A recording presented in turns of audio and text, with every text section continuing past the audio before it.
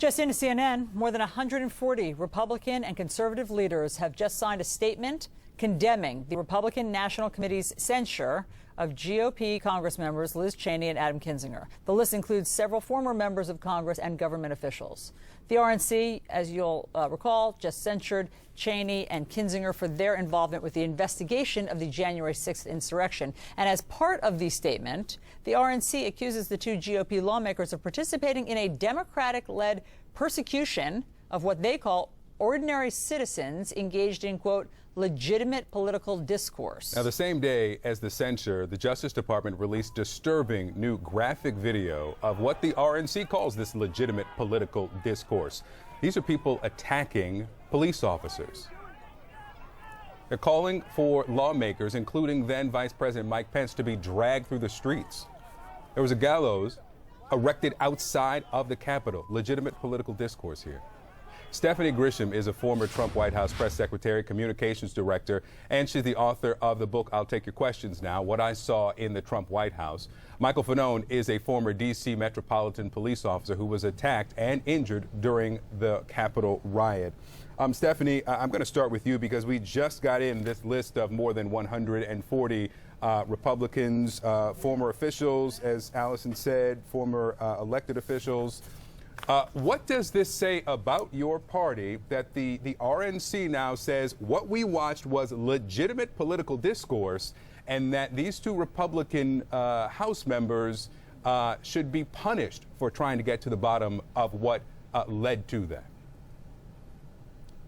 I mean, it shows that right now the RNC is focused more on pleasing Trump rather than, sticking to conservative principles. They're focused on punishing two of their own members for speaking their truth and standing up for the Constitution. I do believe that history will look back on the RNC and this choice and look at it poorly. And, I was proud to be on that list of people who signed the letter.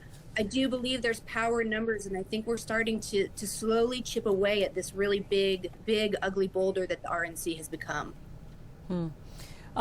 Michael, no one knows better than you that this wasn't legitimate political discourse, that it was violence. You were subjected to grievous injuries. And in fact, the Department of Justice just released new video from a new perspective of you actually being attacked. And Victor and I and our producers debated whether we wanted to show this because we don't want you to have to relive this hideous moment again and again. But I know that you told us it was okay to show this. And so we're showing this. And so your reaction as you hear that that's what the RNC was trying to pass off as legitimate discourse?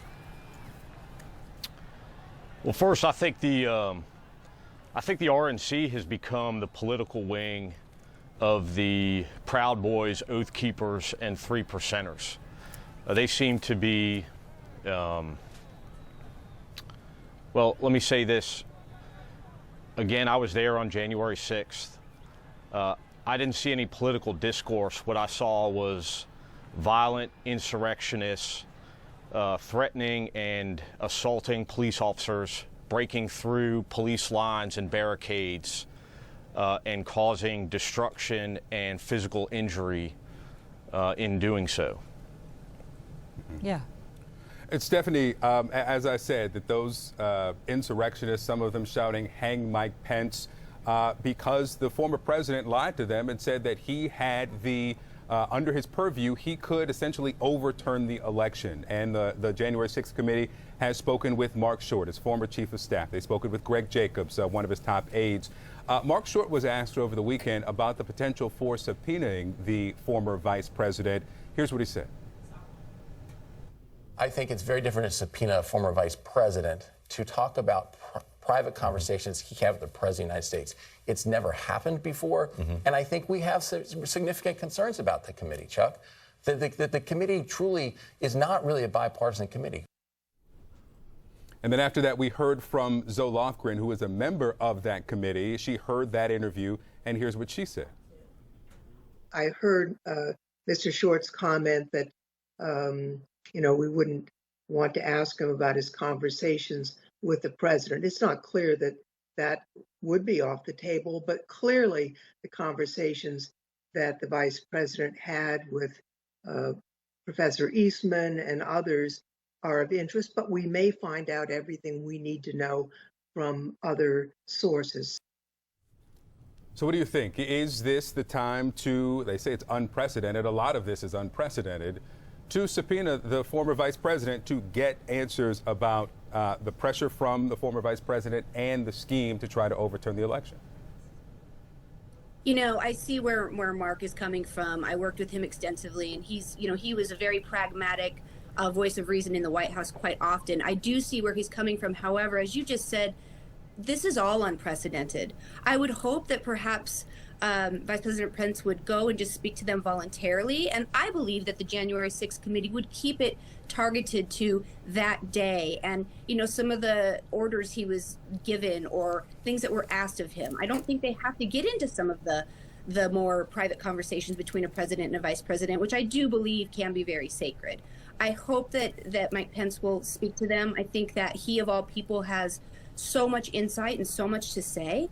So I'm just going to keep my fingers crossed that ends up happening.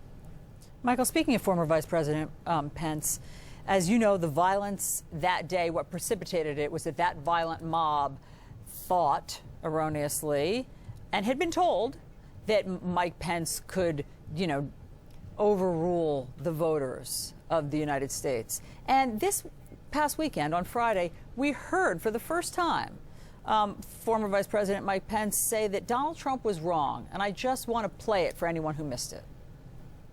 President Trump is wrong. I had no right to overturn the election. Frankly, there is no idea more un-American than the notion that any one person could choose the American president. Michael, was that a significant moment to your ears? No. I give Mike Pence zero credit in making that statement over a year out from the January 6th insurrection. And to be completely honest with you, if he was a person of integrity or courage or any character whatsoever, he would be voluntarily testifying before the January 6th committee, not sending his subordinates to do his dirty work for him. I think he wants to save some type of political face. Maybe he thinks that in the future he could possibly run for president. But I think his actions are disgraceful, and yeah, I give him no credit whatsoever. Michael Fanone, Stephanie Grisham, great to see both of you. Thank you both.